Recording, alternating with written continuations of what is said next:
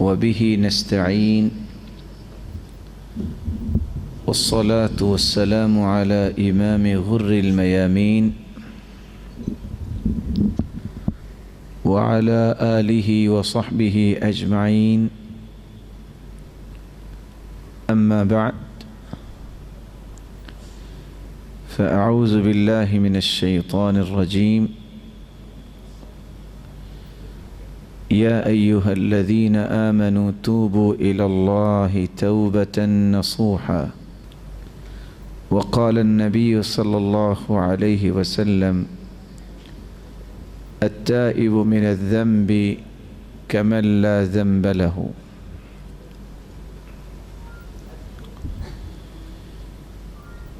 میرے معزز اور محترم سامعین کرام،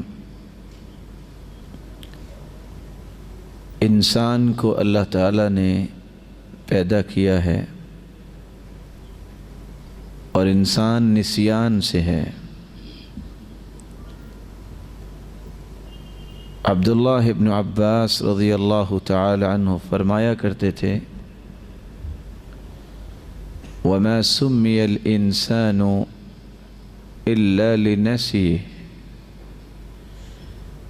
انسان کو انسان اسی لیے کہا گیا ہے کہ یہ بھول جاتا ہے۔ اللہ تعالیٰ نے قرآن مجید جب اتارا تو اس کا اصل مخاطب انسان ہی ہے، اور قرآن کا موضوع ہی انسان کو بنایا ہے، اور انسانیت کے لیے ہی اللہ تعالیٰ نے اس کو دستور حیات بنا کے نازل کیا ہے۔ انسان سے جب بھول ہوتی ہے تو بعض دفعہ یہ بھول گناہ کی طرف لے جاتی ہے، اور بعض دفعہ یہ بھول انسان کی سستی کا سبب بنتی ہے۔ ویسے بھول جہاں یہ کمی اور کوتاہی سمجھی جاتی ہے، یہ نعمت بھی ہے۔ اگر انسان ماضی کے تلخ تجربات اور غموں کو نہ بھولے تو زندہ نہیں رہ سکتا، یہ نعمت بھی ہے۔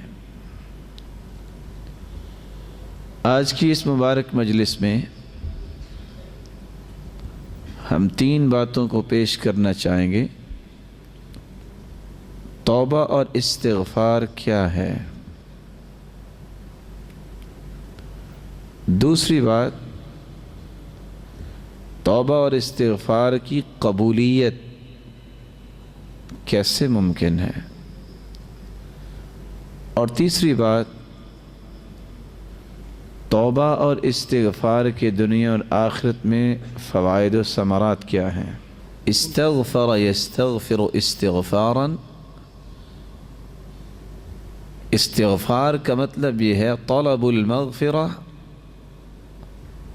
طلب وقایت من العذاب، اللہ سے بخشش کو طلب کرنا اور عذاب سے بچنے کی گزارش کرنا۔ الباس ما يصونه عن الدنس، استغفار کا مطلب یہ ہے: اے اللہ، میرے اوپر اپنی رحمت کی چادر ڈال دے، میرا ایمان جو گدلا ہو چکا ہے، میرے گناہوں کو معاف کر کے اس ایمان کو پاک صاف کر دے۔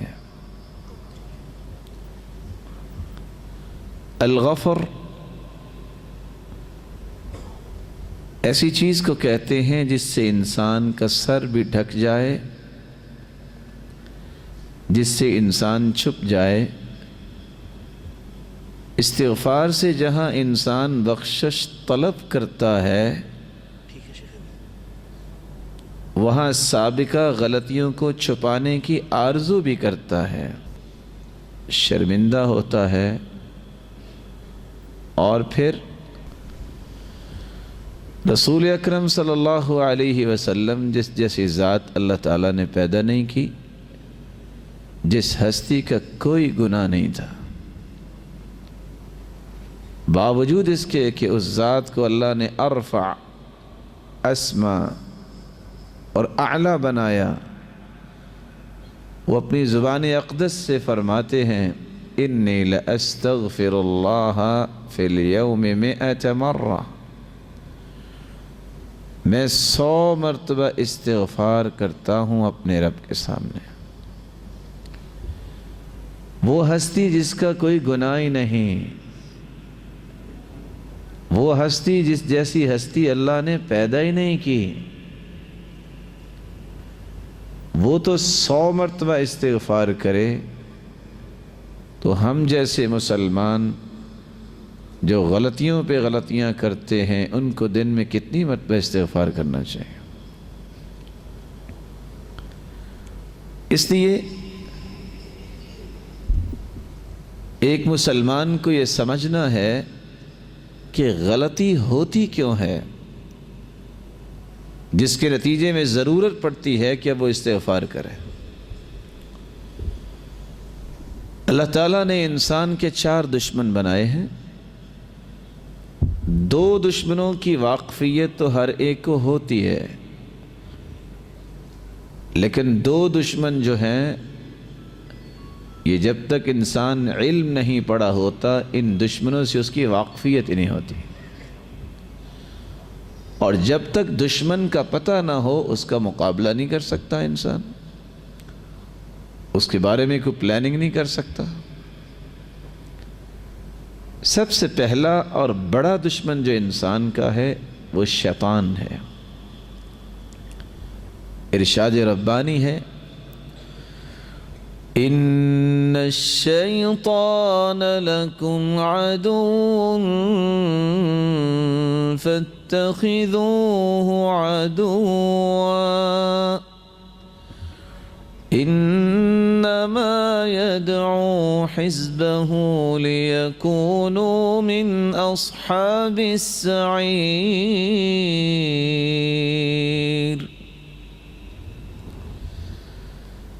ان الشیطان لکم عدو، شیطان تمہارا دشمن ہے، فاتخذوه عدوا، اس کو دشمن ہی سمجھو۔ اس کی خواہش یہ ہے کہ اس نے تو جہنم میں جانا ہے، یہ اکیلا نہیں جانا چاہتا، یہ اپنے دوست بنا رہا ہے کہ جلیں گے تو اکٹھے جلیں گے۔ 100 میں سے اگر میں مبالغے سے کہہ دوں 50 لوگ اس بات کو سمجھتے ہوں گے 100 میں سے کہ شیطان دشمن ہے، اور اس شیطان سے بچنے کے لیے اعوذ باللہ من الشیطان الرجیم، لا حول ولا قوة الا باللہ العلی العظیم، اور دیگر اذکار اپنی زبان پہ لاتے ہیں، آیت الکرسی پڑھتے ہیں شیطان سے بچنے کے لیے۔ اللہ کے رسول صلی اللہ علیہ وسلم نے جو طریقے بیان کیے، 50 لوگ تو اس وقت، میں مسلمانوں کی بات کر رہا ہوں، وہ ڈی ٹریک ہوتے ہیں تو شیطان کی وجہ سے، اور شیطان کا شکنجہ اور پنجہ ان پہ مضبوط ہو جاتا۔ بقیہ جو 50 لوگ ہیں جنہوں نے شیطان سے بچنے کی تو کچھ پلاننگز کی ہیں، ان کے سامنے ایک اور دشمن آ جاتا ہے۔ وہ دشمن کیا ہے؟ وہ دنیا کی رنگینی کو حقیقی زندگی سمجھ لینا، اور یہ تصور قائم کر لینا کہ دنیا میں رہنا ہے، موت تو آنی کوئی نہیں، حساب و کتاب کی تو باتیں صرف وہی لوگ کرتے ہیں جو دنیا میں کوئی کام نہیں کر سکے یا نہیں کر سکتے، دیکھا جائے گا جب حساب ہوگا۔ فَلَا تَغُرَّنَّكُمُ الْحَيَاةُ الدُّنْيَا وَلَا يَغُرَّنَّكُمْ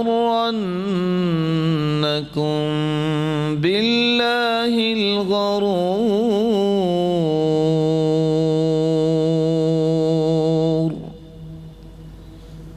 دنیا دنیا تمہیں دھوکے میں نہ ڈالے.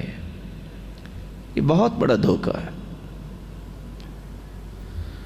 لوگ سمجھتے ہیں کہ سعادت ہے کہ میرے پاس منصب اور عہدہ آ گیا، میری خوش نصیبی ہے کہ مال آ گیا، خوش بختی ہے کہ میں صاحب اولاد بن گیا. قرآن مجید نے تینوں باتوں کا انکار کیا ہے. سعادت یہ نہیں ہے.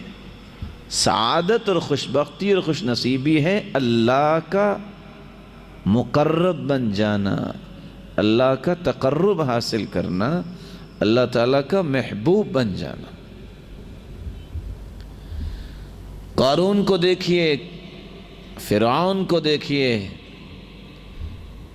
اتنی بڑی بادشاہی کا دعویٰ کرنے والا یہ فرعون کیا کہتا تھا؟ انا ربکم الاعلی، میں تمہارا رب ہوں.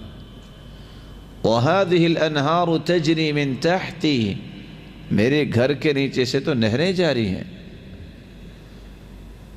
لیکن اللہ کی رحمت کے قریب نہیں ہوا. اللہ تعالیٰ نے پھر کیا کیا؟ وہی پانی، ایک لمحے کے لیے غور کیجئے، وہی پانی جس میں چند ایام کا اور چند گھنٹوں کی زندگی موسیٰ کی تھی، تابوت میں بند کر کے ماں نے سمندر کے سپرد کر دیا. کس طرح اس بچے کو سانس آتا ہوگا، آکسیجن کے مسائل، بچہ رضیع بچہ، ابھی اس نے نئی نئی آنکھ کھولی ہے، کس طرح وہ تابوت چلا ہوگا. اللہ تعالیٰ حفاظت کرنے والے ہیں اپنے بندوں کی. کس طرح موسیٰ کو لٹایا واپس تو ماں تک پہنچایا. اسی پانی میں اللہ تعالیٰ نے فرعون کو غرق کر دیا. وہ بادشاہ ہے. وہی قمیض جب یوسف کے بھائی لے کے آئے تو غم میں یعقوب علیہ السلام کی آنکھیں، ان کی روشنی ضائع ہو گئی. رو رو کر وہی قمیض جب دوبارہ آئی تو اللہ تعالیٰ نے دوبارہ آنکھیں دے دی. وہ تو بادشاہ ہے. قرآن مجید میں اللہ رب العزت فرماتے ہیں جس کو تم خوش نصیبی سمجھتے ہو، دنیا کی رنگینی کو حقیقت سمجھ بیٹھتے ہو اور دھت ہو جاتے ہو اس کے نشے میں، یہ منصب اور عہدہ اور حکومت مل جانا یہ سعادت نہیں. سعادت یہ ہے کہ تم اللہ کے قریب ہو جاؤ. جب فرعون ڈوب رہا تھا تو پھر بول کے کہتا ہے آمنت انہ لا الہ الا الذی آمنت بہ بنو اسرائیل. اللہ نے فرمایا اب نہیں.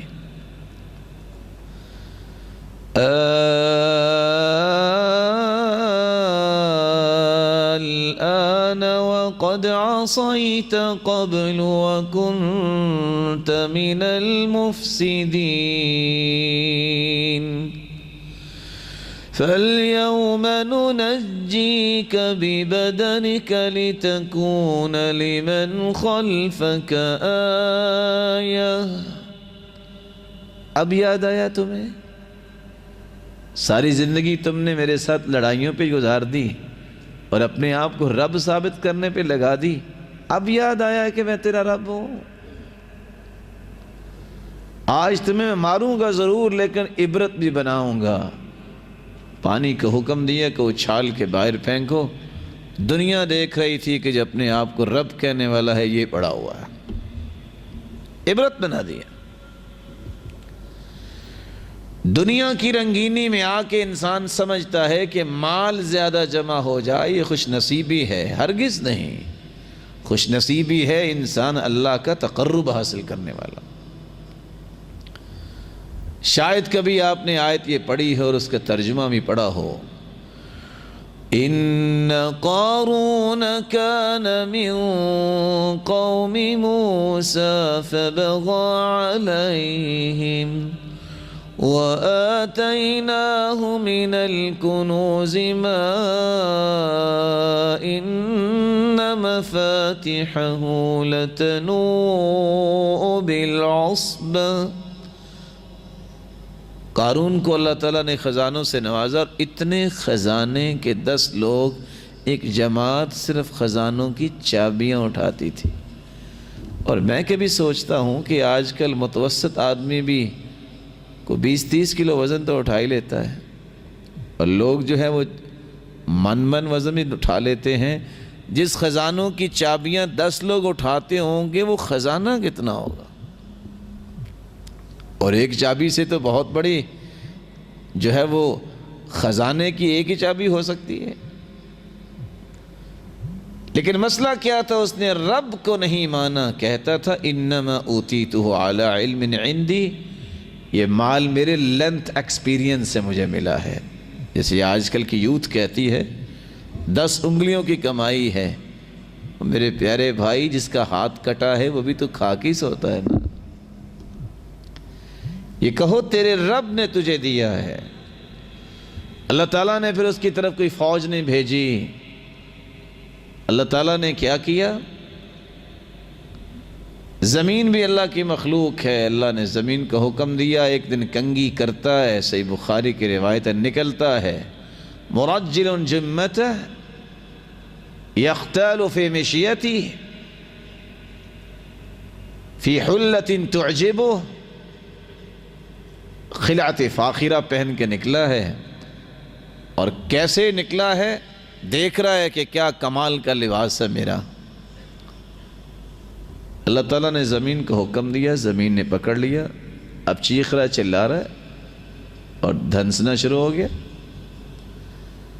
اکیلا وہ نہیں، فَخَسَفْنَا بِهِ وَبِدَارِهِ الْأَرْضِ فَمَا كَانَ لَهُ مِنْ فِئَةٍ يَنْصُرُونَهُ مِنْ دُونِ اللَّهِ.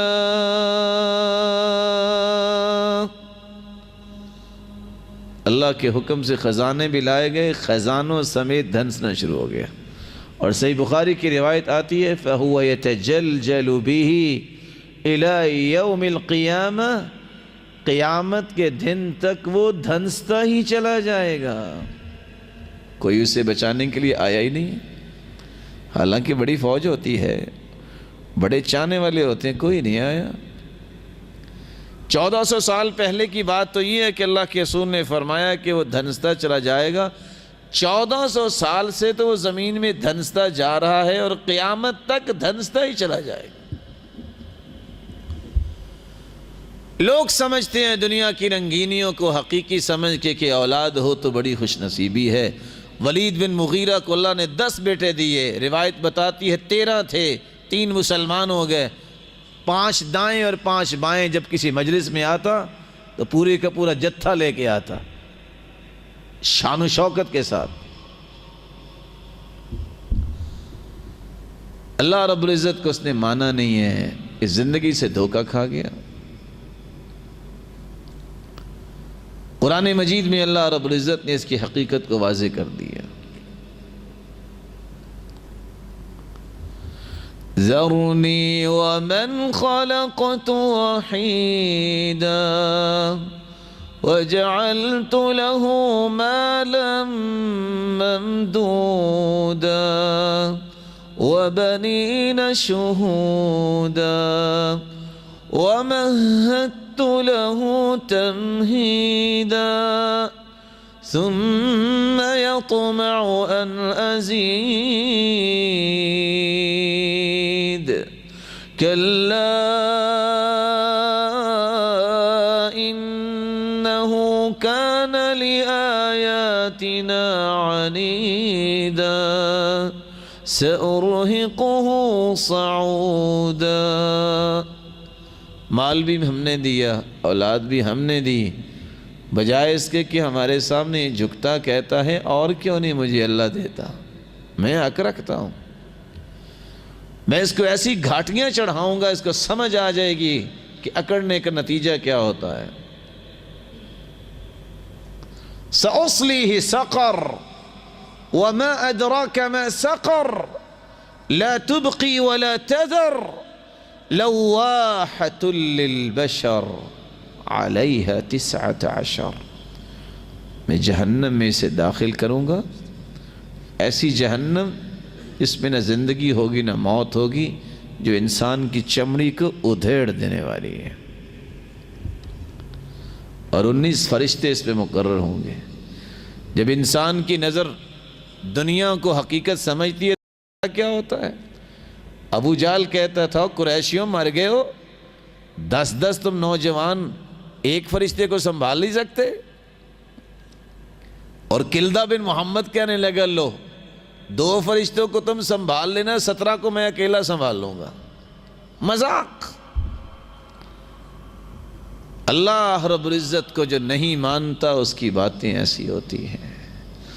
اللہ تعالیٰ نے پھر ابو جہل کو کس طرح عبرت بنایا، کچھ چہرہ بھی نہیں دیکھ سکا، مار مار کے پائے حقارہ سے ٹھوکرے قلیب بدر میں صحابہ نے پھینک دیے۔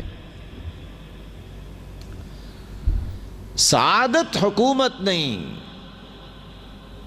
مال نہیں، اولاد نہیں، خوش نصیبی یہ ہے دنیا کی زندگی چند ایام کی ہے، یہ ایک سفر سمجھو۔ ضرورتیں تو ہیں انسان کی، اس لیے قرآن کہتا ہے وَلَا تَنْسَ نَصِيبَكَ مِنَ الدُّنْيَا، دنیا کا حصہ مت بھولو۔ وَأَحْسِن كَمَا أَحْسَنَ اللَّهُ إِلَيْكَ، تم بھی احسان کرو جیسے اللہ نے تم پہ احسان کیا ہے۔ احسان کیا ہے؟ عبادت نہ چھوڑو۔ احسان کیا ہے؟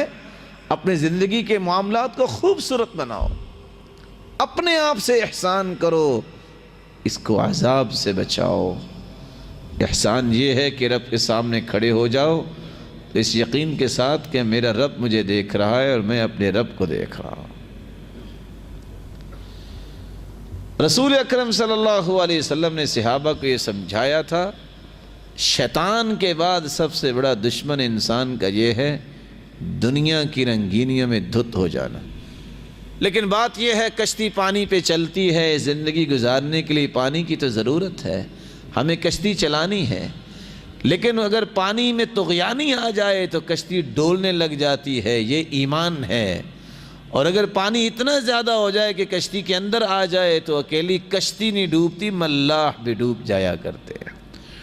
دنیا کی اگر ہوس اور نشہ اتنا زیادہ ہو جائے کہ دین کی پرواہ نہ رہے تو انسان اکیلا نہیں ڈوبتا، بڑے لوگوں کو لے کے ڈوبتا ہے۔ صحابہ کرام اس دشمن سے بھی بچ گئے، انہیں پرواہ نہیں کی۔ 2 دشمن ایسے خفیہ ہیں جن کے بارے میں اکثر لوگوں کو پتہ ہی نہیں ہے، بلکہ اگر یہ بات کہہ دی جائے تو غصہ کر جاتے ہیں۔ کسی سے کہہ دیا جائے نا اتق اللہ، اللہ سے ڈر جاؤ، وہ غصہ کر جاتا ہے کہ میں ہی برا ہوں۔ حالانکہ نیک لوگ ابن باز رحمۃ اللہ علیہ جیسے جب ان کو کہا جاتا ہے اتق اللہ، وہ رونے لگ جاتے، دعا کرو اللہ مجھے تقوی کی توفیق عطا فرمائے۔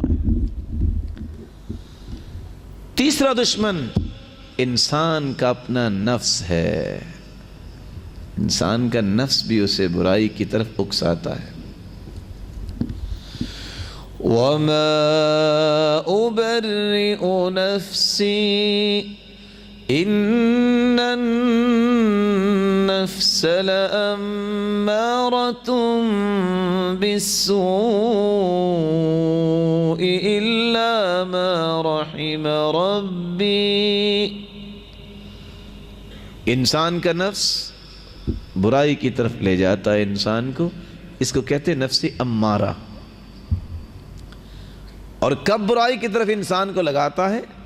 جب لو ڈیزائرز کا یہ شکار ہوتا ہے، خواہشیں بڑی سطحی قسم کی، جب دلیل اپنے گمان اور رائے کو بنا لیتا ہے، قرآن و سنت کو چھوڑتا ہے، پھر نفس امارہ اس کو دبوچ لیتا ہے، اپنی مرضی سے چلاتا ہے، اس کو ہر غلط کام کرنے کے لیے ہر وقت تیار کر لیتا ہے۔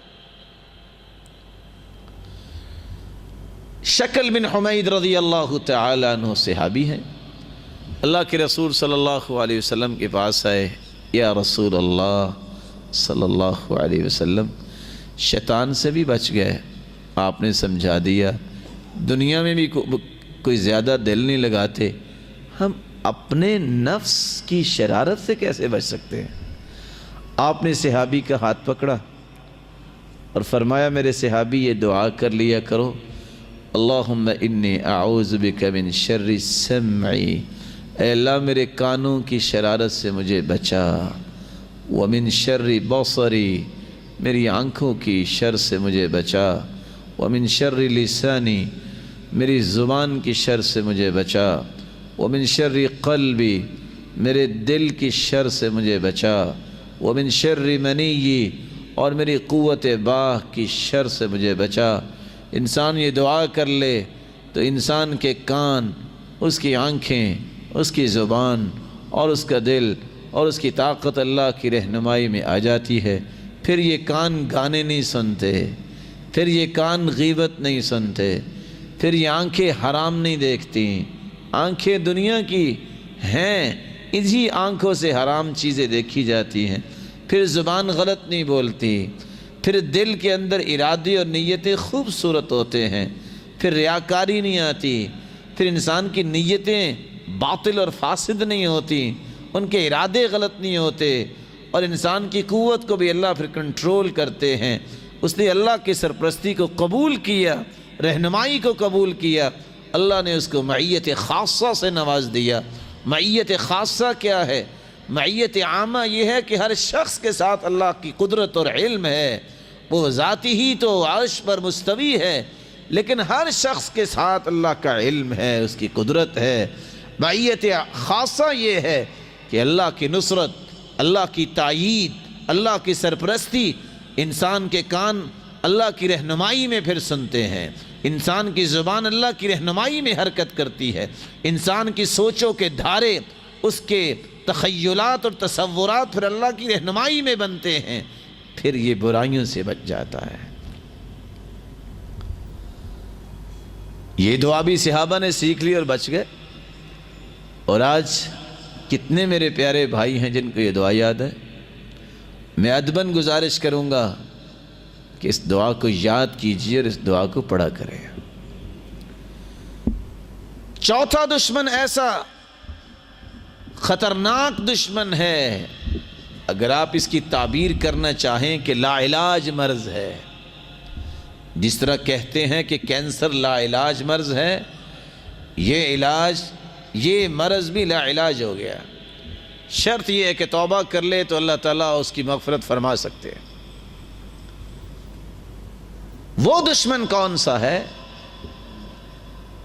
جو اپنی خواہش کا غلام بن جائے، اس پہ دنیا کا کوئی علاج کاریگر نہیں ہوتا۔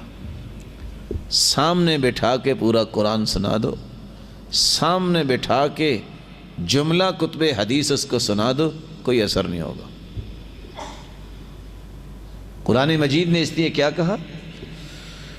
أَفَرَأَيْتَ مَنِ اتَّخَذَ إِلَٰهَهُ هَوَاهُ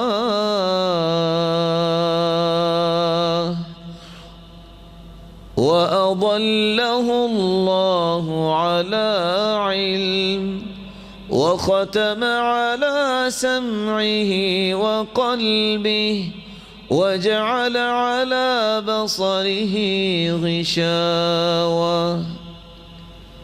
کیا خیال ہے اس شخص کے بارے میں جس نے اپنی خواہش کو معبود بنا لیا؟ اللہ تعالیٰ نے یہ فیصلہ دے دیا ہے وَأَضَلَّهُ اللَّهُ عَلَىٰ عِلْمٍ، جو اپنی خواہش کے پیچھے چلتا ہے پوری دنیا کی ڈگریاں جمع کر لے، اللہ اسے پھر بھی گمراہ ہی رکھیں گے۔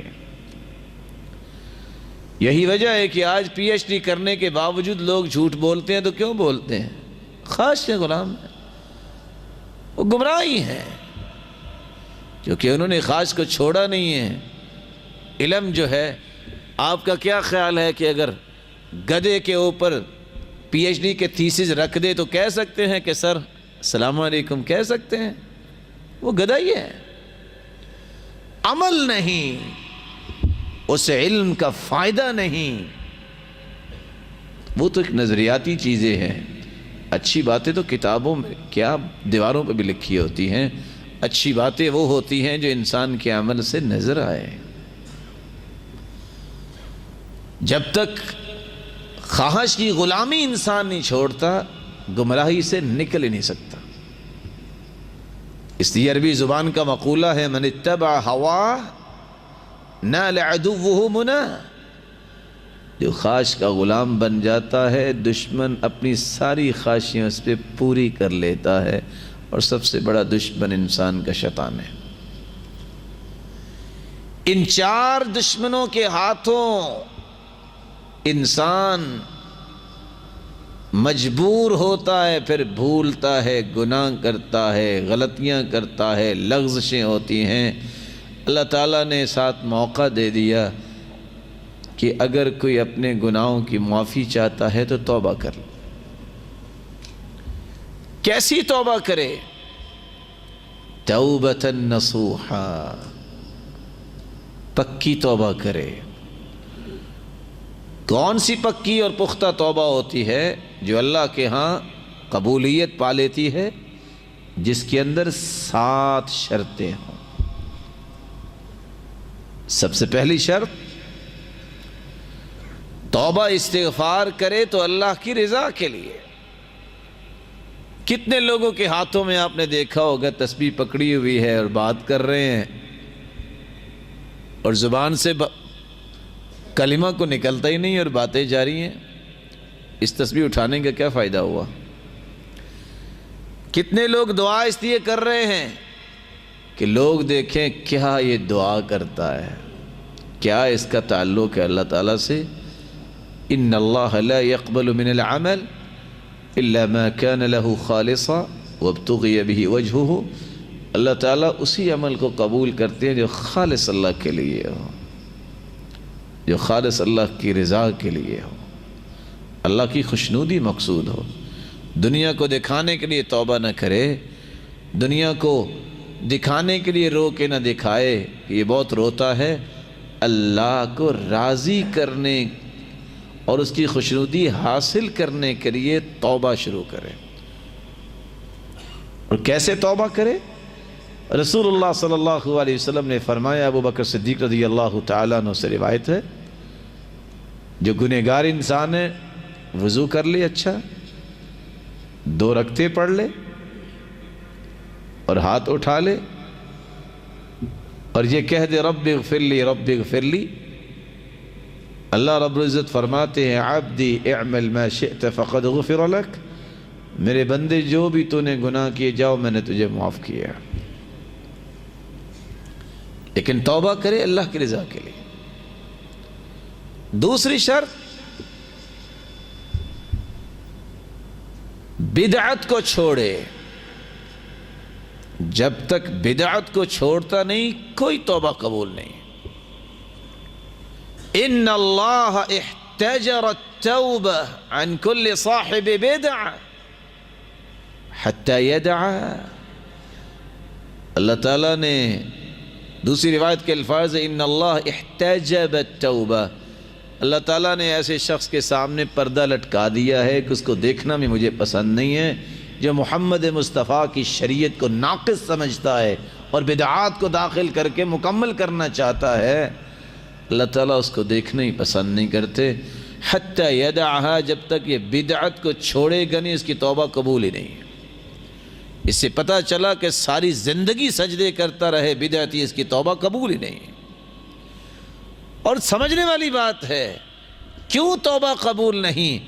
جو محمد مصطفیٰ کو ہی کامل نہیں سمجھتا اس کا ایمان کامل کیسے ہوگا؟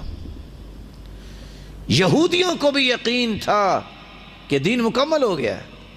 عمر رضی اللہ تعالیٰ عنہ کے پاس یہودیوں کی جماعت آئی، صحیح بخاری کی روایت ہے، اور آ کے کہنے لگے آیۃ فی کتابکم لو نزلت علینا معشر الیہود لاتخذنا ذلك اليوم عیدا، مسلمانوں تمہاری کتاب میں ایک ایسی آیت ہے اگر یہودیوں پہ اترتی تو جس دن یہ اتری تھی ہم اس دن کو عید کا دن مناتے، اتنی بڑی آیت ہے۔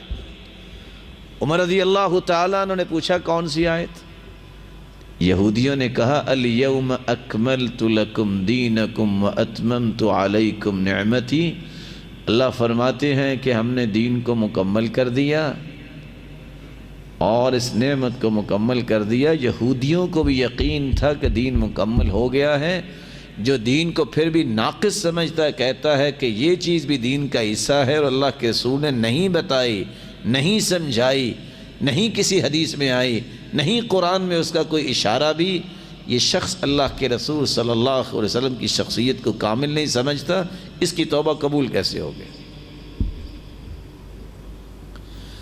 اور اس لیے عائشہ رضی اللہ تعالی عنہ فرمایا کرتی تھی جو شخص یہ کہہ دے کہ اللہ کے رسول نے کچھ چھپایا ہے امت سے، سب کچھ نہیں بتایا، فَهُوَ مِنْ أَفْرَ الْفِرْيَةِ، دنیا جہان کا سب سے بڑا جھوٹ ہے۔ شرط یہ ہے کہ بدعت کو چھوڑا جائے۔ مَنْ عَمِلَ عَمَلًا لَيْسَ عَلَيْهِ أَمْرُنَا فَهُوَ رَدٌّ، ای مردود، کوئی بھی انسان عمل کرتا ہے جتنا مرضی بڑا کام ہو، اگر وہ سنت کے مطابق نہیں تو مردود ہے، قابل قبول نہیں۔ تیسری شرط الاقلاع عن الذنب، گناہ کو چھوڑے۔ یہ کوئی توبہ نہیں ہے کہ انسان ہاتھ بھی اٹھائے ہوئے ہیں، یا اللہ میں توبہ کرتا ہوں، میں نماز پڑھا کروں گا، نماز پھر بھی نہیں پڑھتا، یہ توبہ نہیں ہے۔ اس لیے فضیل بن عیاض رحمۃ اللہ علیہ کہا کرتے تھے الاستغفار بلا اقلاع عن الذنب توبۃ الکذابین، جو بندہ گناہ نہیں چھوڑتا توبہ کرتا ہے، یہ جھوٹے لوگوں کی توبہ ہے۔ اور اس لیے سلف کہا کرتے تھے استغفارنا يحتاج الى استغفار الذي يصادف قلبا، ہم استغفر اللہ بھی کہتے ہیں، ہمارا استغفار بھی کسی استغفار کا محتاج ہے کہ جو ہم بول رہے ہیں اس کا دل پہ بھی تو کچھ اثر ہو، دل پہ اثر ہوگا تو گناہ کو چھوڑیں گے۔ گناہ چھوڑ دے۔ رسول اللہ صلی اللہ علیہ وسلم نے فرمایا فَإِنْ هُوَ نَزَعَ وَاسْتَغْفَرَ وَتَابَ سُقِلَ قَلْبُ، اگر بندہ گناہ چھوڑ دے، توبہ کر لے، استغفار کر لے، تو اللہ تعالیٰ اسے معاف کر دیتے ہیں۔ چوتھی شرط یہ ہے کہ انسان اللہ کے سامنے اقرار کرے، اعتراف کرے، اللہ مجھ سے گناہ ہو گیا، میرے مالک مجھ سے بھول ہو گئی، اللہ مجھ سے غلطی ہو گئی۔ ان العبد اذا اعترف ثم تاب تاب اللہ علیہ، بندہ جب اعتراف کرتا ہے اللہ کے سامنے تو اللہ تعالیٰ اسے معاف کر دیتے ہیں۔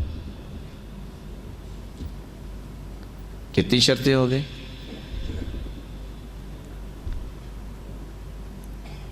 آپ سارے سن رہے ہیں بات کو کہ سننے سے بھی آپ نے توبہ کر لی کہ نہیں سننا؟ اللہ کی رضا کے لیے توبہ کی جائے، بدعت کو چھوڑا جائے، گناہ کو چھوڑا جائے جس سے توبہ کیے، اور اعتراف کیا جائے۔ پانچویں شرط اکیلا اعتراف نہیں، اللہ کے سامنے شرمندہ ہوا جائے، نادم اور پریشانی کا اظہار کیا جائے۔ رسول اللہ صلی اللہ علیہ وسلم نے سیدہ عائشہ سے فرمایا عائشہ ان الممت بذنب فتوبی واستغفری فإن التوبة من الذنب الندم والاستغفار، عائشہ اگر تم سے کوئی غلطی ہوگی ہے تو تم توبہ کر لو، اور توبہ یہ ہے شرمندہ ہو جاؤ، اللہ معاف کر دیں گے۔ اور میں جب یہ حدیث پڑھتا ہوں صحیح بخاری کی تو ورطہ حیرت میں چلا جاتا ہوں کہ اگر اللہ کے رسول غیب جانتے ہوتے تو کوئی غیب جاننے والا اپنی بیوی کو یہ کہتا ہے کہ اگر تم سے گناہ ہو گیا تو توبہ کر لے؟ کوئی کہہ سکتا ہے؟ اور اللہ کے رسول اتنے شفیق و رحیم کہ اپنی بیوی کو رلانے کے لیے جان بوجھ کے نعوذ باللہ یہ کہہ رہے تھے؟ شرمندہ ہوا جائے کہ مجھ سے گناہ ہوا۔ چھٹی شرط العزم اللہ یعود فی، اس بات کا مصمم ارادہ کرے کہ میں دوبارہ یہ گناہ نہیں کروں گا۔ یہ جو سوچ ہے نا، آپ گناہ کر لیتے ہیں، کل توبہ کر لیں گے، اگر کل آئی نہ تو پھر توبہ کا موقع ملا ہی نہ تو پھر والذین اذا فعلوا فاحشة او ظلموا انفسهم ذکروا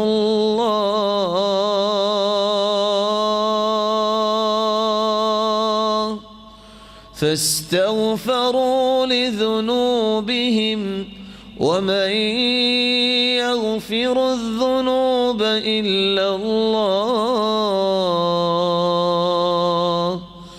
وَلَمْ يُصِرُّوا عَلَى مَا فَعَلُوا وَهُمْ يَعْلَمُونَ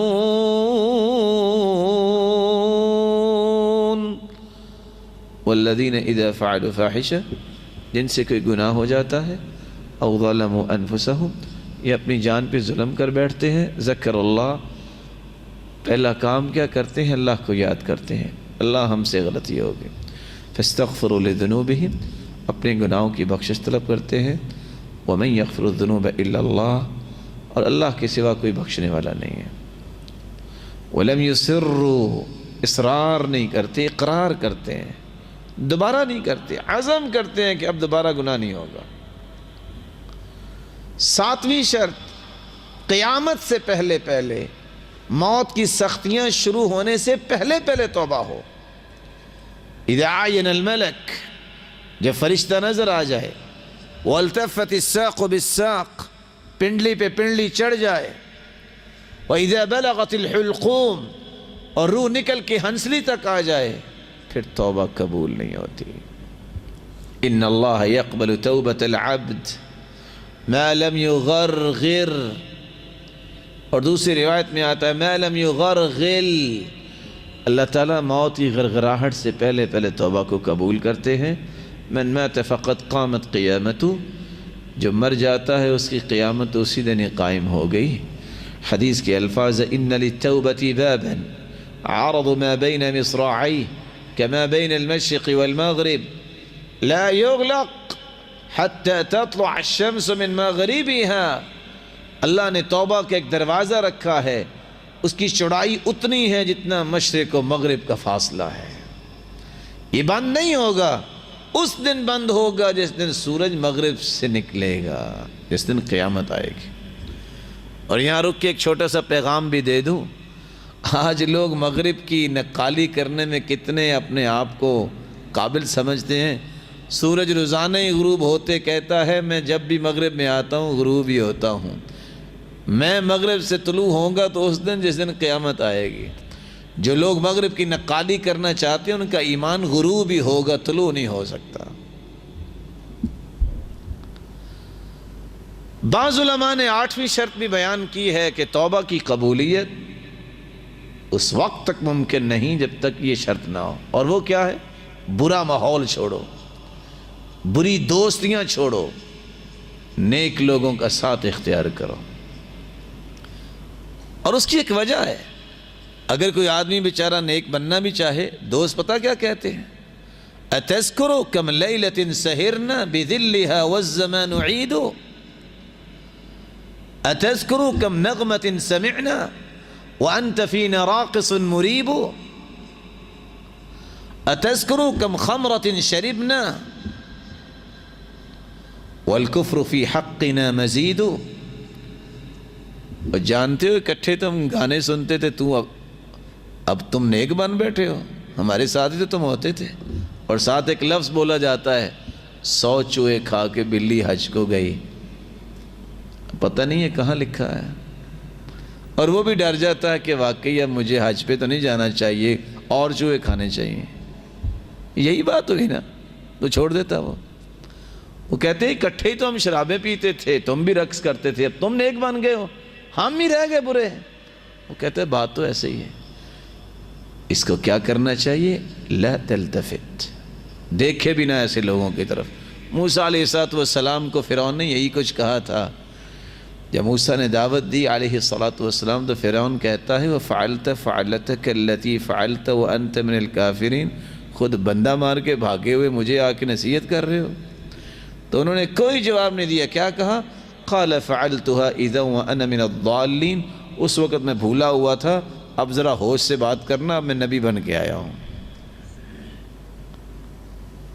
کبھی ان کی باتوں پہ غور نہ کرو مرصد الغنوی کا تعلق تھا اسلام سے پہلے عناق نامی عورت سے مسلمان جب ہوئے گئے مکہ عناق نے دیکھا کہتی ہے مرصد ابو مرصد الغنوی کہا اب میری آنکھوں کی بھی توہین ہے تجھے دیکھے اب میں مسلمان ہو گیا ہوں توبہ جب ہو جاتی ہے پھر انسان کو پرواہ نہیں کرنی چاہیے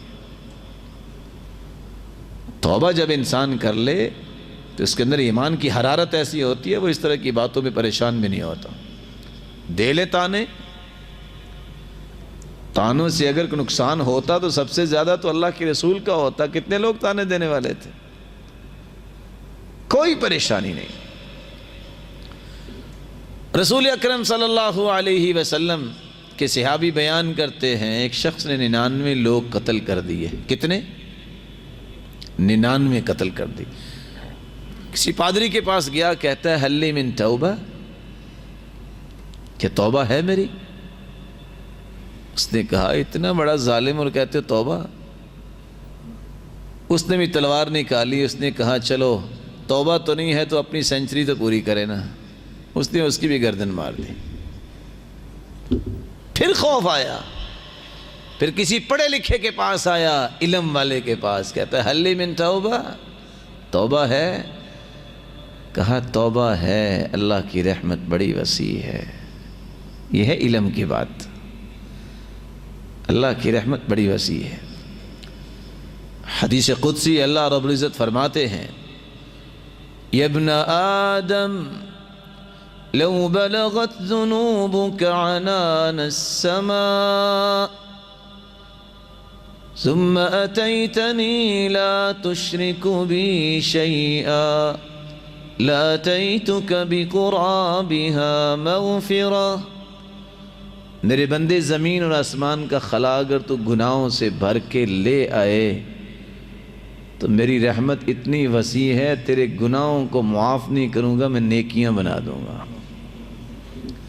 کہا توبہ ہے لیکن ایک شرط ہے، ائت قریۃ کذا وکذا فإنہم یعبدون اللہ۔ اس برے ماحول کو چھوڑو، غلط لوگوں کو چھوڑو، اس بستی میں چلے جاؤ جہاں اللہ کی عبادت کرنے والے ہیں، اللہ تیری توبہ قبول کر لیں۔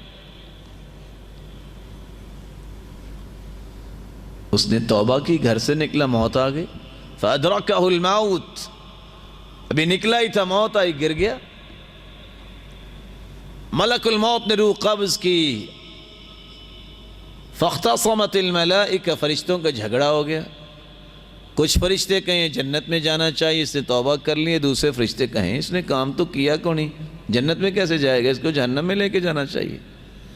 اللہ نے ایک اور فرشتہ بھیج دیا، جاؤ فیصلہ کرواؤ۔ فیصلہ کیا ہے؟ قیسوا بینہما، اس کے جسد خاکی سے پیمائش کرو، اگر اس کا جسد خاکی نیک لوگوں کے قریب ہے تو جنتی، برے لوگوں کے قریب ہے جہنمی۔ جب پیمائش کی گئی، فقاسوا حتی وجداہ الی ہذہ اقرب بشبر، دیکھا کہ ایک بلشت نیک لوگوں کے قریب اس کا جسد خاکی تھا، فیصلہ ہو گیا یہ جنت میں جائے گا۔ اس لیے میں کہا کرتا ہوں، نیک لوگوں کی مجلس کی طرف ایک قدم اٹھانے سے بھی بسا اوقات اللہ جنت دے دیتے ہیں۔ نیک لوگوں کی مجلس سے اختیار کیا کرو، علماء کی مجالس میں بیٹھا کرو۔ میں نے ایک قدم کی بات تو بڑی کر دی، یہاں تو ایک بلشت کی بات ہے، ایک بلشت۔ یہ 8 شرطیں جب ہوں، انسان وضو کرے، اچھا وضو کرے، بیٹھ جائے، 2 رکعتیں پڑھ کے ہاتھ اٹھا لے، ان ربکم حیی کریم یستحی من عبدہ اذا رفع یدیہ الیہ ان یردہما صفرا خائبتین۔ ہاتھوں کو اٹھاتا ہے، گنہگار بھی یہ ہے، گناہ یہ کرتا ہے، حیا اس کے رب کو آتی ہے کہ میرے بندے نے ہاتھ اٹھا لیے ہیں، اب میں خالی واپس کر دوں۔ التائب من الذنب کمن لا ذنب لہ، اس طرح اللہ تعالیٰ اسے معاف کر دیتے ہیں جیسے اس نے گناہ کیا ہی نہیں ہے۔ یہ دنیا کا سسٹم نہیں ہے کہ 8 سال کے بعد بھی اگر شکایت آئی تو کہتے ہیں پہلا پرچہ بھی نکالو، یہ 8 سال پہلے بھی اس کا کوئی کیس تھا۔ تو انسان کرتا ہے تو اس کی زندگی میں اور آخرت میں کون سے ثمرات اس کو دیکھنے نصیب ہوتے ہیں؟ سب سے پہلا فائدہ تطہیر قلب التائب۔ جب انسان گناہ کرتا ہے تو ایک نکتہ لگ جاتا ہے، جب کرتا جاتا ہے تو پورا دل سیاہ ہو جاتا ہے، لیکن اگر توبہ کر لے تو اللہ تعالیٰ اس کے دل کو دوبارہ پاک صاف کر دیتے ہیں۔ اور میں تو اس حدیث کو جب پڑھتا ہوں سناتا ہوں تو سوچ میں پڑ جاتا ہوں، میرے رب کی اتنی رحمت۔ ان صاحب الشمال لیرفع القلم 6 ساعات عن العبد المسلم المخطئ فإن هو نزع واستغفر وتاب صقل قلبه۔ وہ فرشتہ جو گناہ لکھنے پہ مأمور ہے، اللہ تعالیٰ نے اس کو حکم دیا ہوا ہے کہ 6 گھڑیوں تک، اور آج کل ساعت گھنٹے کو بھی کہتے ہیں، 6 گھڑیوں اور گھنٹوں تک وہ گناہ لکھنا نہیں ہے۔ اگر اس کے اندر اس نے گناہ سے توبہ کر لی تو لکھے بغیر ہی میں معاف کرتا ہوں۔ اتنی بڑی رحمت ہے۔ شیطان کہنے لگا وعزتک یا رب لا ازال اغوی عبادک ما دامت ارواحهم فی اجسادهم۔ مجھے تیری عزت کی قسم اے رب، جب تک تیرے بندے زندہ رہیں گے میں ان کو گمراہ کرتا رہوں گا۔ اللہ رب العزت نے فرمایا وعزتی وجلالی، مجھے میری عزت اور جلالت کی قسم، لا ازال اغفر لهم استغفرونی، جب تک یہ توبہ کرتے رہیں گے میں بھی انہیں معاف کرتا رہوں گا۔ جب انسان توبہ اور استغفار کر لے تو ایک ضروری بات میں بھول نہ جاؤں، کچھ لوگوں سے کہا جائے نا سناؤ کیا کر رہے ہو، پوری کہانی سنائیں گے، میں پہلے فلاں تھا پھر میں نے توبہ کی اب میں یہ بنا ہوں۔ کیا ضرورت ہے؟ اب تم اللہ کے بن گئے ہو، پچھلی یادیں کیوں؟ موسیٰ علیہ السلام اپنے رب سے دعا کرتے ہیں، یا اللہ بارش کی ضرورت ہے، بارش دے دے۔ قوم کو لے کے نکلے، بارش نہیں آئی۔ اللہ کی طرف سے جواب آیا ان فیکم عبدا قد حاربنی منذ 40 سنہ، تمہاری قوم میں ایک ایسا انسان ہے 40 سال سے میرے ساتھ جنگ لگائے بیٹھے، اس کو نکالو پھر بارش ملے گی۔ موسیٰ علیہ السلام نے آواز دی یا من حارب اللہ منذ 40 سنہ اخرج۔ ساری دنیا کو بارش کی ضرورت ہے، تمہاری وجہ سے بارش نہیں ہو رہی، نکلو۔ کوئی بھی نہیں نکلا، بارش شروع ہو گئی۔ یا اللہ بارش کیسے آ گئی؟ کہا جس کی وجہ سے روکی تھی اس کی وجہ سے اب تمہیں بارش مل رہی ہے۔ وہ کون ہے؟ اس نے دیکھا یا اللہ اب میں نکلا تو لوگ کیا کہیں گے، آج تک بھی تو اے اللہ تو نے پردہ رکھا نا، میں سچی توبہ کرتا ہوں، گناہ نہیں کروں گا، مجھے معاف کر دے۔ یا رب ارینی، اللہ مجھے دکھائیے کون ہے۔ کہا جب وہ میرا مخالف تھا میں نے تب نہیں دکھایا، اب تو وہ میرا بن گیا ہے، اب کیوں؟ کیا ضرورت ہے کہ میں پہلے یہ تھا، میں یہ کرتا تھا؟ بھول جاؤ اس کہانی کو، صرف اتنا کہو یا اللہ جو ہو گیا وہ معاف کر دے، آئندہ مجھے اپنا پیارا بنا لے۔ اور اللہ تعالیٰ کے یہ وعدے ہیں، اللہ جب پیارا کسی کو بنا لیتے ہیں پھر وہ انعامات دیتے ہیں جو انسان نے کبھی سوچے نہیں ہوتے۔ کس طرح تھپیڑے کھاتے ہوئے یوسف کنویں میں گرائے گئے، وہ تو پھینک کے چلے گئے کہ جان چھوٹ گئی، اللہ تعالیٰ نے ان کو مصر کے تخت پہ لا کے بٹھا دیا، مصر کے تخت پہ بٹھا دیا۔ پیاس بھی تو اللہ کی طرف سے لگی نا جب وہ پانی پینے آئے، یہ خواہش بھی تو عزیز مصر کے دل میں اللہ نے ڈالی نا کہ اس کو اپنا بیٹا ہی نہ بنا لے۔ وہ خواب بھی تو اللہ کی طرف سے آئے نا کہ جب وہ خواب کی تعبیر پوچھنے آئے، بادشاہ کو بھی خواب آئی تو اللہ کی طرف سے آئی۔ یہ سارے بہانے کون بنا رہے ہیں؟ اللہ بنا رہے ہیں۔ اللہ تعالیٰ نے ان کو تخت پہ بٹھا دیا۔ اور اس بات میں بڑا سبق ہے میرے بھائیوں، اللہ تعالیٰ کنویں سے نکال کے مصر کے تخت پہ بٹھانے پہ قادر ہے، اور مصر کے تخت پہ 40-42 سال حکومت کرنے والے کو پنجرے میں بند کروا دے، وہ تو بادشاہ ہے، اس سے کسی نے پوچھنا ہے؟ ہوتا ہے کہ نہیں ایسا؟ دوسرا فائدہ، جب انسان توبہ کر لیتا ہے، جہاں اس کا دل پاک صاف ہوتا ہے، وہ اس طرح ہو جاتا ہے جیسے اس نے گناہ نہیں کیا۔ اللہ تعالیٰ اس کے مال و دولت میں فراوانی پیدا کر دیتے ہیں، اللہ تعالیٰ اسے باغات کا مالک بنا دیتے ہیں، اسے اولاد سے نوازتے ہیں۔ قرآن مجید میں اللہ رب العزت فرماتے ہیں حکایت کرتے ہوئے، فَقُلْتُ اسْتَغْفِرُوا رَبَّكُمْ إِنَّهُ كَانَ غَفَّارًا يُرْسِلِ السَّمَاءَ عَلَيْكُمْ مِدْرَارًا وَيُمْدِدْكُمْ بِأَمْوَالٍ وَبَنِينَ وَيَجْعَلْ لَكُمْ جَنَّاتٍ وَيَجْعَلْ لَكُمْ أَنْهَارًا مَا لَكُمْ لَا تَرْجُونَ لِلَّهِ وَقَارًا وَقَدْ خَلَقَكُمْ أَطْوَارًا۔ تم استغفار کر لو، اللہ تعالیٰ تمہیں معاف کر دیں گے۔ یرسل السماء علیکم مدرارا، اللہ تعالیٰ تمہیں موسلا دھار بارشوں سے نوازیں گے۔ وَيُمْدِدْكُمْ بِأَمْوَالٍ، تمہیں مال و دولت میں فراوانی دے دیں گے۔ وَبَنِينَ، اور اولاد سے نوازیں گے۔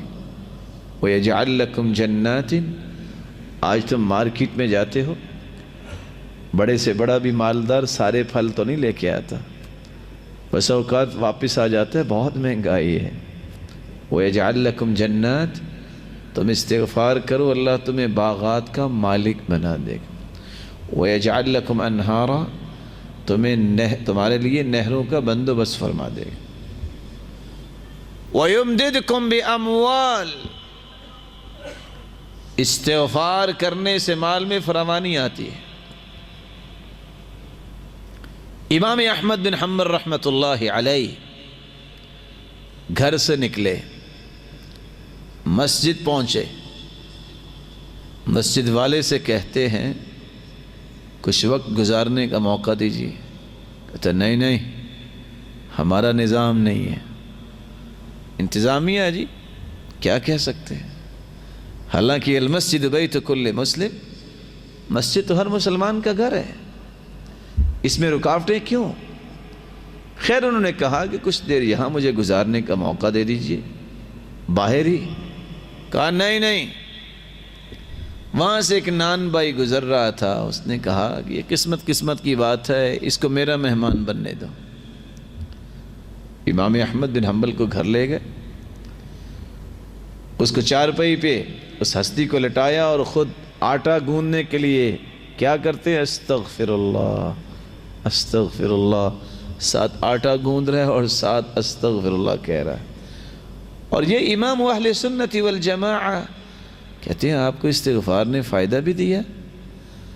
کہتے ہیں بہت غریب تھا، جب سے استغفار کر رہا ہوں اللہ نے وارے نیارے کر دیے، اور جب سے استغفار کر رہا ہوں ہر خواہش اللہ نے پوری کی، صرف ایک خواہش ابھی پوری نہیں ہوئی۔ ہاں وہ کون سی خواہش ہے؟ کہا چند دنوں سے میں کہہ رہا ہوں یا اللہ سنا امام احمد بن حنبل بڑا نیک انسان ہے، میری اس سے ملاقات ہی کروا دے۔ تو مسکرا کے کہتے ہیں وہ تو میں ہی ہوں، وَقَدْ جُرِرْتُ إِلَيْكَ جَرًّا، آج میں گھر سے نکلا مجھے اب سمجھ آئی ہے کہ فرشتہ تیرے ساتھ ملاقات کروانے کے لیے مجھے لے کے آیا ہے۔ يُمْدِدْكُمْ بِأَمْوَالٍ وَفِي الْقِصَصِ عِبَرٍ، اتفاق سے اسی طرح کی گفتگو کچھ سال پہلے کراچی میں ہوئی۔ تو 3 سال پہلے جب کراچی جانا ہوا دوبارہ درس کے لیے مسجد میں داخل ہونے لگے تو اچانک سے آیا، کہتے ہیں السلام علیکم، 2 منٹ مجھے چاہیے۔ اب کراچی کا ماحول بھی آپ کو پتہ ہے، وہ ساتھی بھی پریشان ہو گئے، نہ جانے کیا مسئلہ ہے، کہتا نہیں صرف 2 منٹ۔ اب یہ اخلاقی ایک تقاضا بھی ہے، میں نے کہا جی فرمائیے۔ کہتا جی یہ گاڑی دیکھ رہے ہیں جی؟ میں نے کہا جی دیکھ رہا ہوں۔ کہتے ہیں میرے استغفار کی گاڑی ہے۔ کیا مطلب استغفار کی گاڑی؟ کہتا جی غریب آدمی تھا، کاروبار کو تھا نہیں، بڑی مشکل سے 25,000 جمع کیا کہ میں نے گاڑی خریدنی ہے۔ ایک ساتھی کے ساتھ مل کے گاڑی لی، گاڑی تو کیا لینے تھی، 25,000 سے بھی ہاتھ دھو بیٹھا۔ میرے پاس حال ہی کو نہیں تھا۔ میں نے کہا بس پھر اگر دنیا میں یہی کچھ ہے تو میں پھر اپنے رب سے ہی تعلق جوڑتا ہوں۔ مسجد میں بیٹھ گیا، میں نے استغفار کرنا شروع کر دیا۔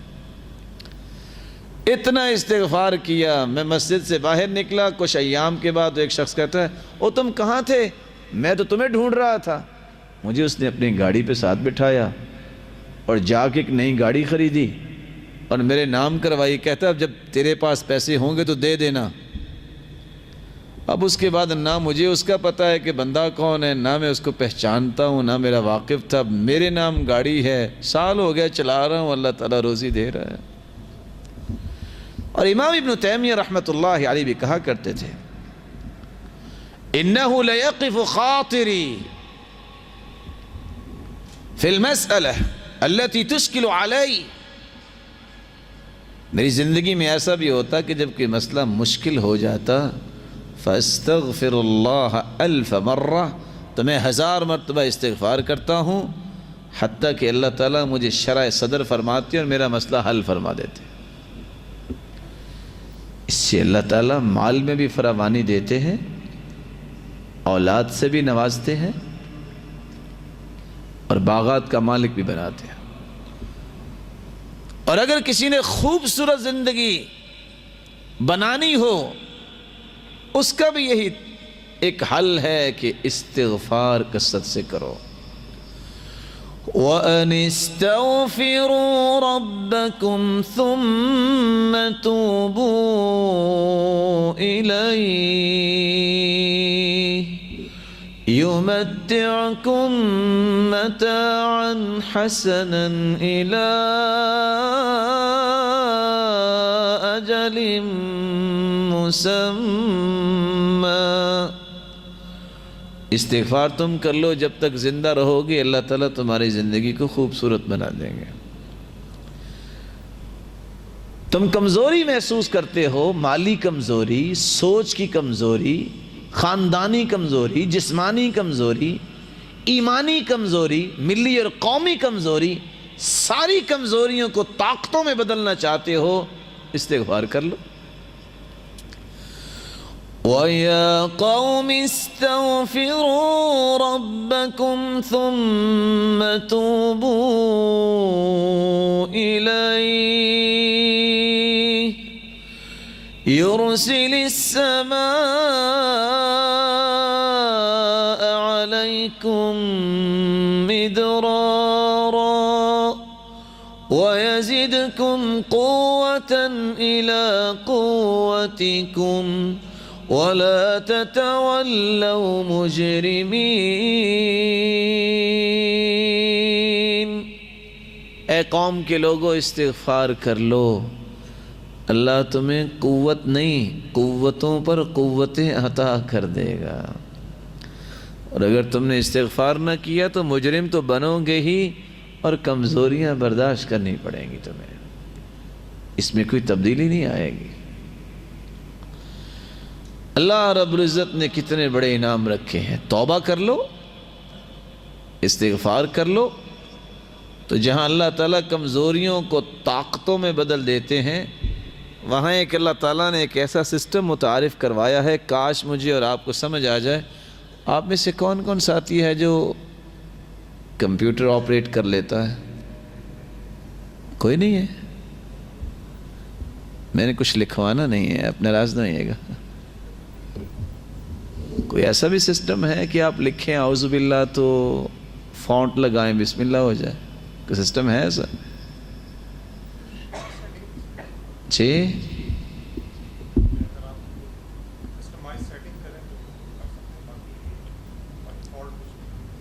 فونٹ نہیں ایسا، خط تو چینج ہو جاتا ہے، نہیں خط نستعلیق ہے، یہ خط رقہ ہے، یہ خط دیوانی ہے۔ ساری عقل تو اللہ تعالیٰ نے دی ہے نا۔ بندہ چھلانگے مارتا ہے کہ میں 5 پینٹیم تک پہنچ گیا ہوں، عقل کس نے دی ہے؟ اللہ تعالیٰ۔ اللہ تعالیٰ نے ایک سسٹم قرآن مجید میں بیان کیا ہے جو کسی کے پاس نہیں اور ہو بھی نہیں سکتا. وہ کیا ہے؟ إِلَّا مَن تَابَ وَآمَنَ وَعَمِلَ عَمَلًا صَالِحًا فَأُولَئِكَ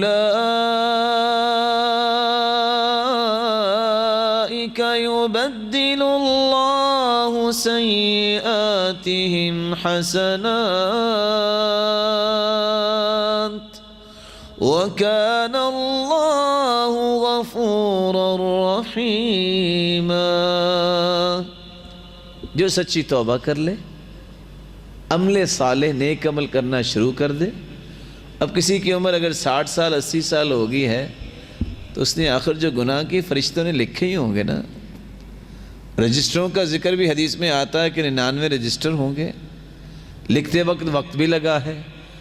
اب اگر اس کو معاف کرنا ہے تو اس کو مٹانے کے لیے بھی تو 60 سال لگیں گے نا. کیا خیال ہے؟ اللہ فرماتے نہیں، اس وقت کی قدر کرنی. کیسے؟ ایسی فونٹ لگاؤ یہ 80 سال کے گناہوں کو معاف نہیں کرنا، ان کو نیکیوں میں کنورٹ کر دو.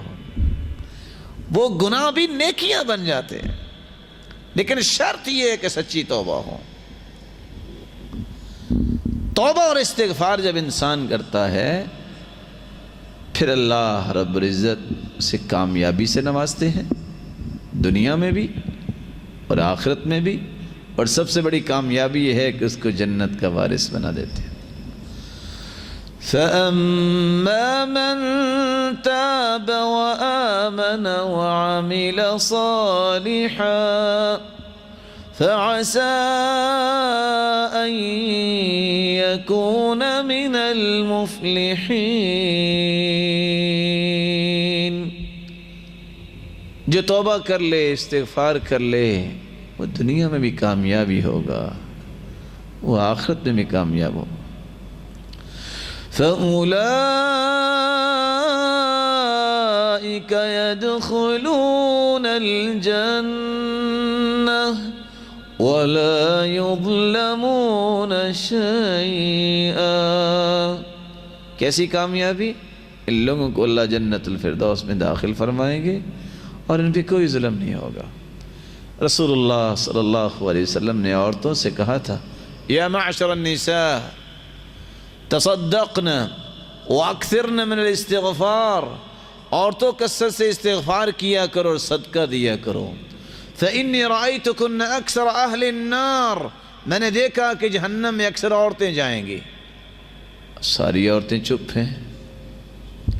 ایک عورت بڑی پڑھی لکھی تھی، ام یعقوب، خطیبہ عورت تھی. اس نے کہا اللہ کے رسول ما لنا اکثر اہل النار. مرد کیوں نہیں جائیں گے جہنم میں، ہم ہی کیوں جائیں گی، عورتیں کیوں جائیں گی؟ اللہ کے رسول صلی اللہ علیہ وسلم نے فرمایا دو باتیں، تکثرن اللعن وتکفرن العشیر. تم لعن تان زیادہ کرتی ہو اور خامدوں کی ناشکری زیادہ کرتی ہو. یہ دونوں کام چھوڑ دو تو اللہ محفوظ فرمائیں گے. کیسی لعن تان؟ آپ نے دیکھا ہوگا اپنے اپنے ملک میں، پہلے یہ دیہاتوں میں بیماری تھی، اب شہروں میں بھی آ گئی. صبح صبح اٹھتے ہیں عورتیں، ناشتہ کیا نہیں ہوتا، سر پہ بھی دوپٹہ نہیں ہوتا، پڑوسن سے کوئی بات ہو گئی، لڑائی شروع. وہ کہتی ہے تم فلاں، وہ کہتی ہے تم فلاں، لڑائی شروع. 10 بج جاتے ہیں، جب کھایا بھی کچھ نہیں ہوتا، سر بھی جواب دے دیتا ہے، تو آخر وہ دیہاتی انداز میں اپنا کپڑا بچھا کے کہتی ہے اچھا پھر تینوں میرا صبر ہی پہ ہے. اور میں سوچتا ہوں کہ اگر اس نے کچھ کھایا پیا ہو تو یہ خطبہ تو زور تک چلنا تھا، کیونکہ دھوپ اوپر سے آ جاتی ہے نا، برداشت نہیں ہوتا اتنا کھڑا رہنا. کثرت سے لعن طعن جہنم کا باعث. وَتَكْفُرْنَ الْعَشِيرَ. خامدوں کی ناشکری کیسے؟ ساری زندگی یس باس کرتا رہے بیچارہ اور ہر بات مانتا رہے. جس دن اس کے خلاف مرضی کی کوئی بات ہوگی تو صحیح بخاری کی روایت کیا ہے، ما رأيت منك خيرا قط، تیتھوں پوری زندگی سکھ پایا ہی نہیں۔ یہ کلمات ہیں نا شکری کے۔ ان اللہ لا ينظر الى امرأة لا تشکر لزوجها وهي لا تستغنی عنه، اللہ تعالیٰ ایسی نشکری عورت کی طرف دیکھنا بھی پسند نہیں کرتے جو خامند کی شکر گزاری نہیں کرتی حالانکہ اس سے مستغنی بھی نہیں۔ رسول اللہ صلی اللہ علیہ وسلم نے یہ باتیں مسلمانوں کو اس لیے سمجھائیں کہ وہ اللہ تعالیٰ سے انعامات کے مستحق بن جائیں۔ آئیے آخری بات کر کے میں بات کو ختم کرتا ہوں۔ مجھے احساس ہے کہ آپ کافی دیر سے بیٹھے ہوئے ہیں، اللہ تعالیٰ آپ کا یہ بیٹھنا قبول فرمائے اور اللہ رب العزت ہمیں اس طرح جنت میں جمع فرمائے۔ استغفار کیسے کریں؟ استغفر اللہ۔ رسول اللہ صلی اللہ علیہ وسلم جب نماز پڑھ کے فارغ ہوتے تو کان اذا سلم استغفر ثلاثا، تو 3 مرتبہ استغفر اللہ کہا کرتے۔ استغفر اللہ ربی من کل ذنب واتوب الیہ، من قال استغفر اللہ ربی من کل ذنب واتوب الیہ ثلاثا غفر له ذنوبه وان كان فارا من الزحم، جو 3 مرتبہ یہ کہہ دیتا ہے استغفر اللہ ربی من کل ذنب واتوب الیہ، خواہ وہ جنگ سے بھاگا ہو، میدان جہاد سے بھاگا ہو، اللہ پھر بھی اسے معاف کر دیتے ہیں۔ حالانکہ جنگ سے بھاگنا یہ کبیرہ گناہ ہے، اللہ کا غضب لے کے انسان لوٹتا ہے۔ وَإِن كَانَ فَارًّا مِنَ الزَّحْفِ، وہ جنگ سے بھاگو اللہ پھر بھی معاف کر دیتے ہیں۔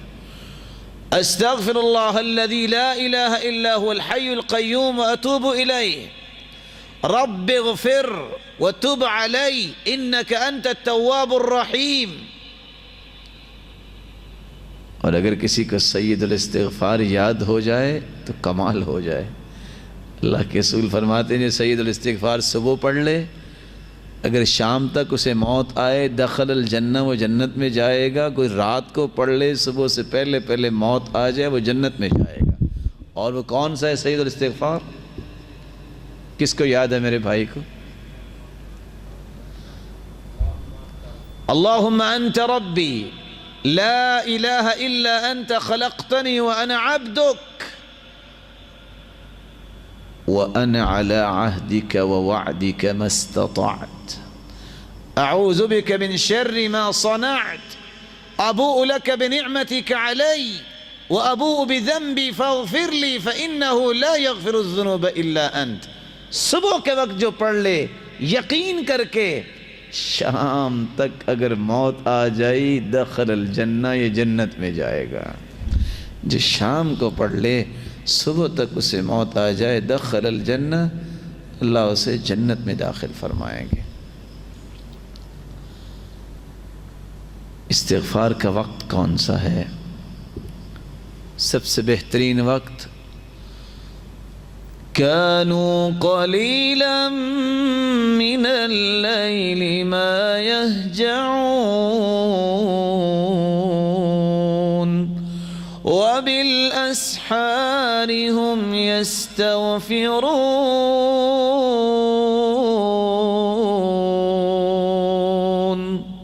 سحری کے وقت استغفار کرنا، اللہ تعالی ہمیں توفیق دے۔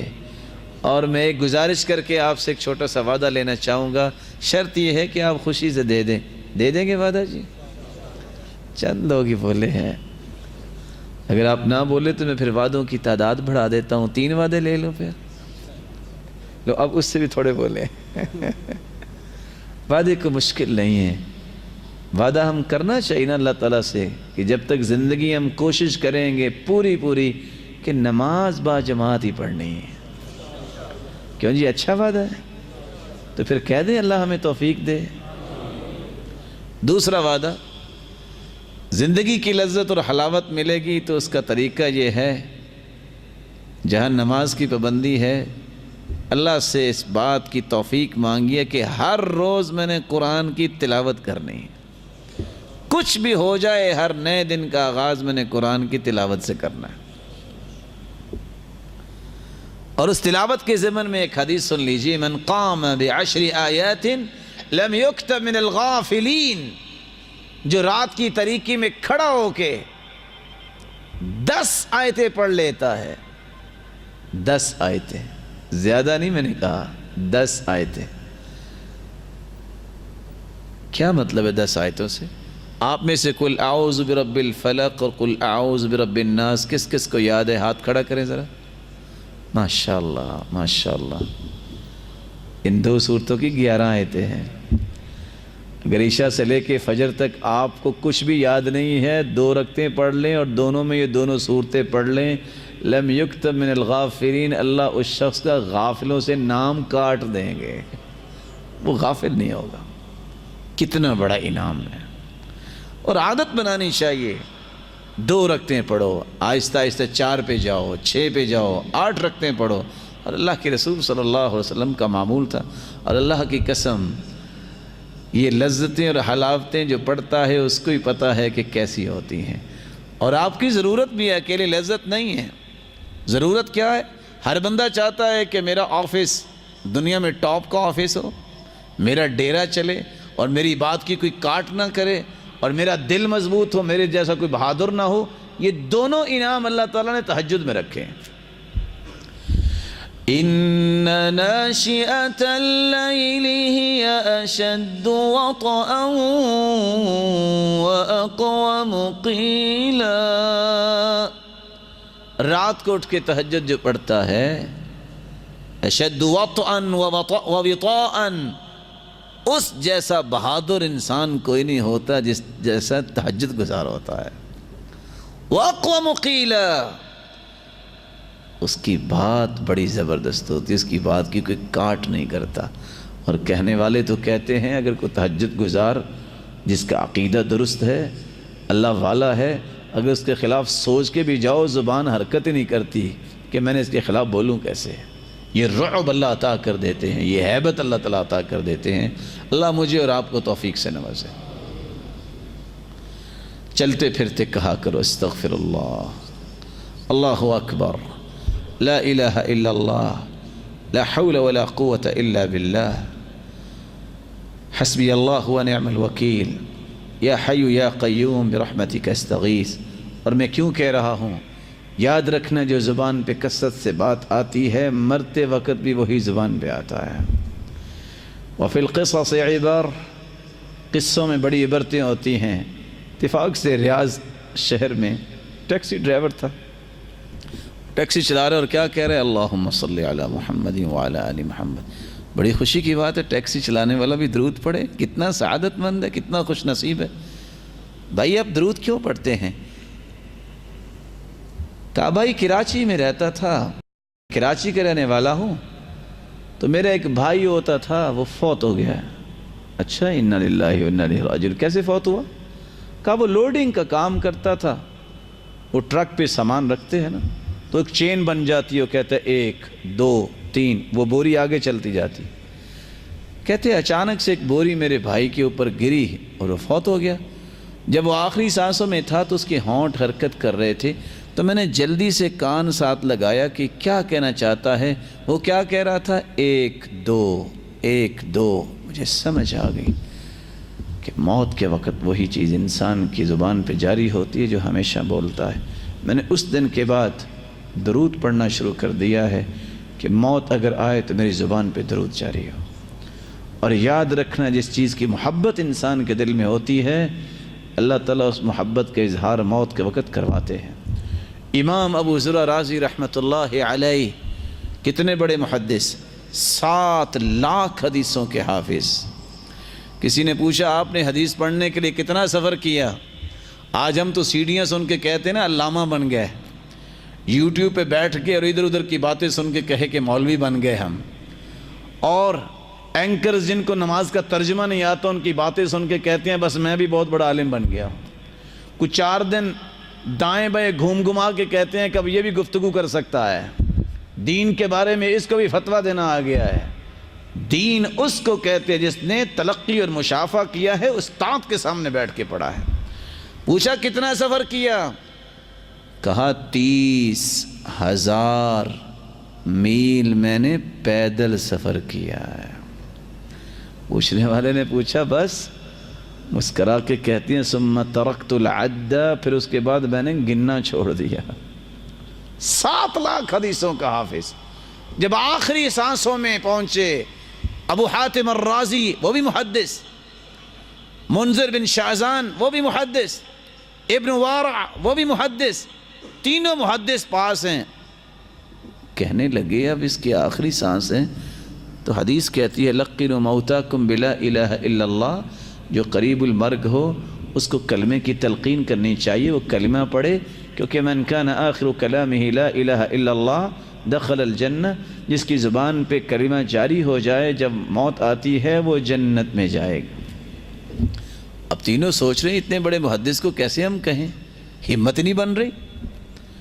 تینوں نے مشورہ کیا کہ ایسا کرتے ہیں کہ جس حدیث میں یہ لفظ ہے نا من کان آخر کلامہ لا الہ الا اللہ دخل الجنہ، یہ حدیث اس محدث کے سامنے پڑھتے ہیں ان کو یاد آ جائے گا۔ ایک نے شروع کیا حدثنا بندار قال حدثنا عبد الحمید بن جعفر عن صالح، جان بوجھ کے رک گئے کہ آگے مجھے سند نہیں آتی۔ دوسرا کہتا رکو میں پڑھتا ہوں، حدثنا بندار قال حدثنا عبد الحمید بن جعفر عن صالح بن ابی، وہ بھی رک گئے، انہوں نے ایک لفظ کا اضافہ کیا، محسوس کروایا کہ سند نہیں آتی۔ امام ابو زرع رازی رحمۃ اللہ علیہ نے آنکھیں کھولی، کہتے اجلسونی، مجھے بٹھاؤ، اجلسونی، مجھے بٹھاؤ۔ ان کو بٹھایا، کہتے رکو میں تمہیں سند پڑھ کے سناتا ہوں۔ حدثنا ابو عاصم قال حدثنا بندار عن عبد الحمید بن جعفر عن صالح بن ابی عریب عن کثیر بن مرۃ الحضرمی عن معاذ بن جبل رضی اللہ عنہ قال قال النبی صلی اللہ علیہ وسلم من كان آخر كلامه لا الہ الا اللہ، آسمان کی طرف نظر اٹھائی، مسکرائے، دخل الجنہ کے لفظ نہیں کہے اللہ کے پاس چلے گئے۔ یہ کیوں مسکرائے؟ اور آسیہ علیہ السلام کیوں مسکرائی؟ نیزہ مارا گیا، کبھی کسی نے سوچا ہے کہ توحید کے لیے اور دین کے لیے کیا کچھ کرنا پڑا؟ ایک پاؤں کے ساتھ رسی باندھ کے سرکش اونٹ کی ٹانگ کے ساتھ باندھ دی اور ایک مخالف سمت میں کھڑا کر دیا اور دونوں اونٹوں کو دوڑا دیا، 2 ٹکڑے کر دیا گیا۔ اور جب نیزہ مارا گیا آسیہ علیہ السلام کو، وہ مسکرا رہی تھی اور ان کی جان نکل گئی۔ ابن کثیر لکھتے ہیں کیونکہ اس نے دعا کی تھی رب ابن لی عندک بیتا فی الجنہ ونجنی من فرعون وعملی ونجنی من القوم الظالمین۔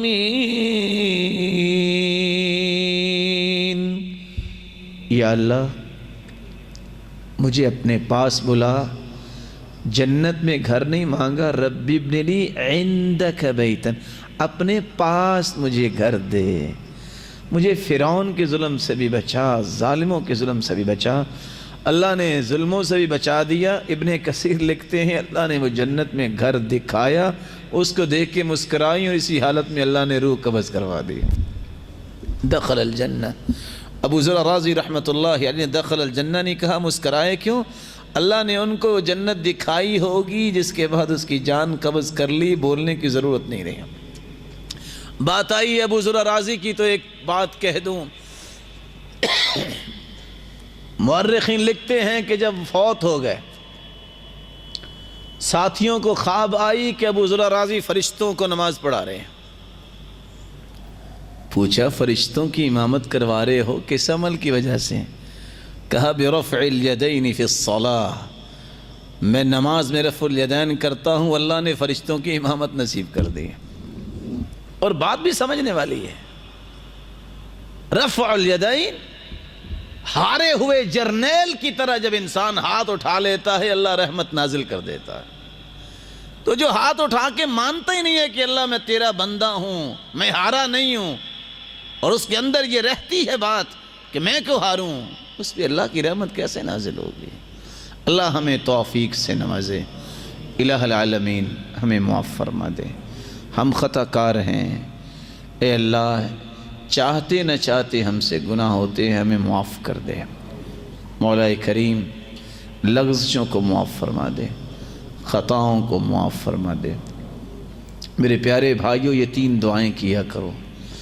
اللہم انی اسألک توبۃ نصوحہ قبل الموت، اے اللہ موت سے پہلے مجھے سچی توبہ نصیب فرما۔ یا مقلب القلوب ثبت قلبی علی دینک، اے دلوں کو پھیرنے والے میرے دل کو دین پہ ثابت کر دے۔ یہ دعا کیا کریں۔ اللہم انی اسألک حسن الخاتمہ، اے اللہ میرا انجام اچھا کرنا۔ مولا کریم جتنے بیٹھے ہیں سن رہے ہیں ان سب کے گناہوں کو معاف فرما، خطاؤں سے درگزر فرما۔ مولا کریم لغزشوں کو معاف فرما۔ جتنے یہ بات سن رہے ہیں سب کو رحمتوں، راحتوں، عزتوں، برکتوں سے نواز دے۔ الہ العالمین اگر صاحب اولاد بیٹھے ہیں تو ان کی اولادوں کو نیک بنا، دست و بازو بنا، آنکھوں کی ٹھنڈک بنا، صدقہ جاریہ بنا، اور جو بے اولاد ہیں ان کی جھولیوں کو بھی بارونق بنا دے۔ الہ العالمین صاحب مال بیٹھے ہیں تو ان کے مالوں میں برکت فرما، فتنوں اور آزمائشوں سے بچا، دین کے پابند بنا۔ الہ العالمین جو بے روزگار ہیں تو ان کو بھی تونگر بنا دے، مقروض کے غیبی خزانوں سے مدد فرما دے۔ مولا کریم جب تک رکھنا ایمان سے رکھنا، جب بلانا تو ایمان کی خوبصورت کیفیت میں بلانا، جس طرح آج تیرے گھر میں جمع ہے۔ وَمَا ذَلِكَ عَلَيْكَ بِعَزِيزِ یا رحمن، اللہ تیرے نزدیک مشکل نہیں، ہمیں اسی طرح جنت الفردوس میں جمع فرمانا، اپنے محبوب کی رفاقت نصیب فرمانا، اور اپنے دیدار کا مستحق بنانا۔ وآخر دعوانا الحمد للہ رب العالمین۔